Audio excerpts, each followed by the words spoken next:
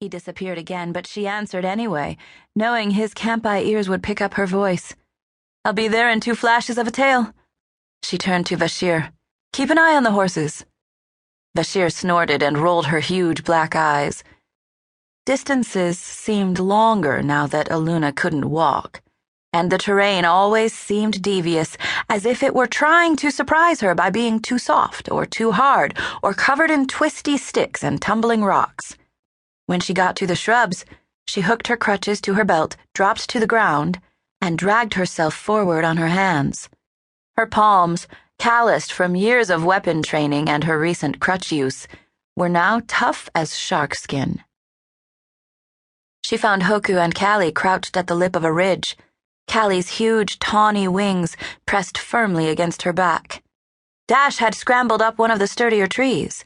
Aluna could just make out his long, dark hair and pale desert clothes near one of the higher branches.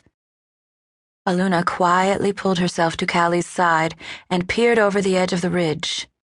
A dozen meters below, a group of humans slowly made their way along the path, a massive striped rhinebra lumbering behind them. The beast's shuffling feet kicked up so much dust that Aluna could barely make out the figures through the cloud of particles. "What do you see, Calli?"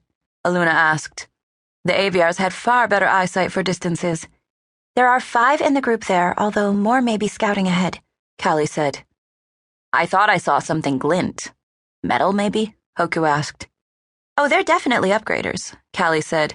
"There's one with 2 metal prongs instead of feet, and another with what looks like horns jutting out of his head. I haven't seen any swords or flame shooters, but they could be hidden." Aluna squinted, but the figures remained vague.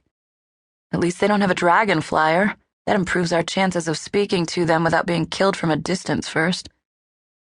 Dash shimmied quietly down the tree and dropped to his stomach next to Aluna. Dirt smudged his tunic, and a gnarled twig stuck out of the cloth tie binding his hair. He smelled like horse, and he probably always would. "We could simply follow them," Dash said. Aluna used to think his accent was strange, but now, after months of living with the Equians in the desert, she couldn't imagine him speaking any other way. "They travel the same direction as all the other groups we've seen. Perhaps they will go straight to Karl Strand." "More likely they'll just join his growing army," Aluna said. When she'd suggested they take the fight to Karl Strand, she'd had no idea it would be this hard to locate him. Then again, Strand had been around when all the legendary tech splinters were created. He knew the value of hiding.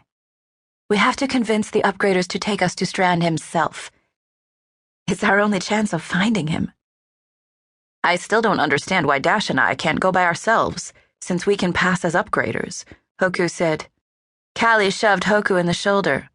"We're just supposed to stay safe and let you 2 have all the fun?" Hoku snorted. "Infiltrating a group of upgraders sounds like fun to you?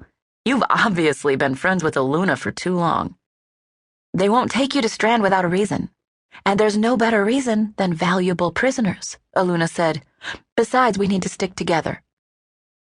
She looked at each of them in turn. Hoku, Calli, Dash. Kampii, Aviar, Equian. They'd never have freed Hydratech from Fathom if Hoku and Dash hadn't found a way to win the Dome Mechs to their side, or if Calli hadn't distracted Fathom at just the right moment, or if Aluna's sister, Delphine, hadn't helped her pin the monster to the ground until High Senator Electra arrived. And at the Thunder Trials, Aluna had lost her fight against Strand's clone, Scorch. Scorch should have killed her, and the Desert Equians should, even now, be marching to join Strand's army. Except that Hoku had put himself in harm's way. He'd stepped between Aluna and a vicious killer, and he'd convinced the High Khan that honor was worth fighting for. When Calli and Dash and the Equian herds had joined him, the whole battle had turned.